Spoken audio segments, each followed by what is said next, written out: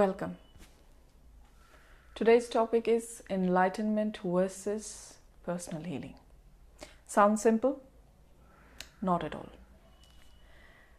Imagine that you've been going to your Vipassana meditation retreats, you've been doing your spiritual work, you've attended many workshops, you know beautiful masters and teachers, and you have realizations and openings and enlightenment glimpses every single day. You wake up in time, you do your meditations and you do your practices and work, and you feel pretty enlightened, you feel pretty sorted, you feel pretty good, you know you have a grip.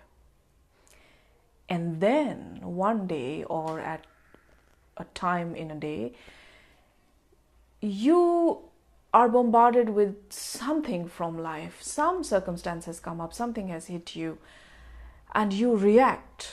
You react to it, and after the reaction is done, you realized that despite the meditation, despite the workshops, despite the sortedness, and despite the glimpses of enlightenment, you ended up reacting from insecurity, projections, expectations, or from fear, jealousy, and all those things that you were actually working on not having. You sit back and you realize, you start to ponder, why did I react from the same insecure place when life threw something at me when I have been doing my enlightenment work and feeling pretty enlightened? The reason is that enlightenment, your spiritual enlightenment, is a different entity than your personal healing. What is spiritual enlightenment? Spiritual enlightenment is you getting a taste of the ecstasy of being universal. Universal is oneness. You and the source is one. You and everything that is created is one. Knowing this, being this, and having the ecstasy of this is enlightenment. And this is what we see in enlightened beings, mystics and fakirs, the people we are really attracted to. We in our lifetime may get glimpses of it on a daily basis, on a monthly basis, yearly basis, or sometime in our life. We may sustain glimpses of it, we may sustain periods of it, an hour or two or day or whatever. But enlightenment is that ecstasy of the universe. But personal healing, on the other hand, is about your personality. The personality is the container of your opinions, your judgments, your ideas, your stubbornness, impressions, wounds. And in an everyday life, situations where you interact with people, or mostly when you interact with people and circumstances, you come from personality. You come from your wounds and your insecurities and your fears. And no matter how much meditation you have been doing, if you haven't healed your personality, if you haven't healed your wounds, if you haven't gone into the multi-dimensional complex phenomenon that you are as a personality, and you haven't opened up this fabric and sorted it out to a point where you feel ease as your natural way of being, your enlightenment remains a totally different entity. You may be getting glimpses of enlightenment. It doesn't mean that it will reflect in your behavior in your life. And so when you get annoyed with someone who has been giving you inspiring lectures or motivational talks about rising above your desires, going ahead in life, being larger than life, being enlightened, and then you see them reacting out of their insecurities and fears and envy, you wonder, what happened? So you shut down that person, you shun that person, labeling them to be bad, or not good for you, or completely bad. You label them, you shun them, and you finish off their contribution in your life, and you get irritated.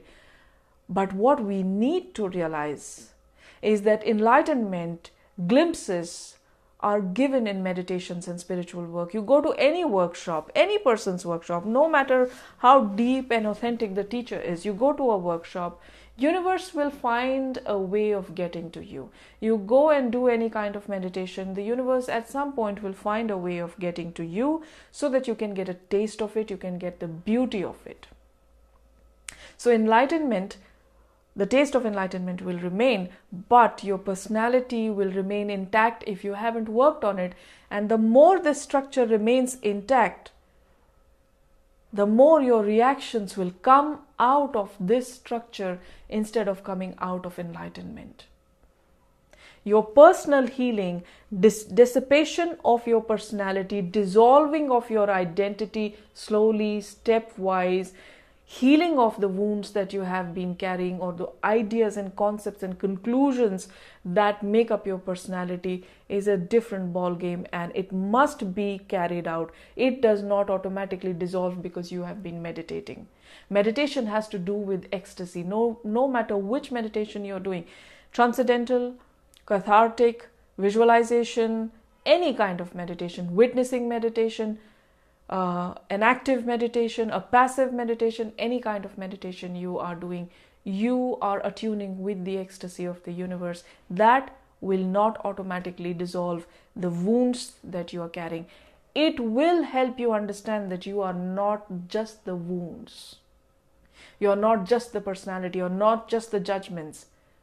It will help you understand it. It will help you realize it. It will help you understand that you are so much bigger and this is a small part of your being. But nevertheless, it is there like an ant in an elephant's trunk. It's there. And this is why personal healing work is very important if you would like to have sustainable enlightenment. Do not confuse enlightenment and personal healing work. These are two different matters. You may be getting glimpses of enlightenment, but you still have personal healing to do. So, what I would recommend today to you is invest in your personal healing. Invest in the dissipation of your personality. Invest in dissolution of your identity. Keep investing in it. The more you keep working on that, you will see that just out of that work, your enlightenment is emerging. Because enlightenment is always there. You don't get enlightened, you are enlightened. So enlightenment is always there. And with your personal work, it will emerge even more. But don't be disappointed if you have been meditating and yet you throw a big tantrum when life throws something at you and you think that your meditation was of no use or spiritual work was of no use. That's not what it is. It's just that apply intelligence at the right place, right thing at the right time. Spiritual world, spiritual awakening has been something like shooting in the dark. Because it is invisible. I keep saying that, and I know, I'm pretty sure that I have said this before in my talks, that spiritual enlightenment, because it is invisible work, because it is invisible, because it is something that is something intangible, something that you cannot touch and quantify, we just grope in the dark and we try to grab the first thing that we feel. But that doesn't mean we are systematic about it. In fact, enlightenment, spirituality, and your personal evolution is a very systematic technique. It's a very systematic journey. Just like in your education here, you cannot be in nursery and jump to 10th grade. Just like that, in your spiritual evolution, you cannot be in nursery and jump to 10th grade. So imagine if there is a darkness and you grab something of the 10th grade and you're trying to handle it, but it doesn't suit you, it doesn't resonate with you. And this is where it is important for us to understand the system. It is important for us to understand the crucial differences, the minute details that make a huge difference to your evolutionary journey. In the 20 years of my practice, I have understood that this minute detail, which is often 99% of the times missed by seekers and missed by teachers, as well, facilitators as well, creates a huge difference of life and death in the personal evolution of any seeker. And this is why I decided to speak up about it today, because before you embark on anything, or before you deepen something, before you deepen your already spiritual journey, evolutionary path, understand the difference, and suddenly things will become easier. Because now you know you have a personality, and energy work, healing work of the personality is inevitable. It has to be done. It is something. And enlightenment can keep happening, and you can keep flirting with it, and you can keep engaging with it and romancing with it.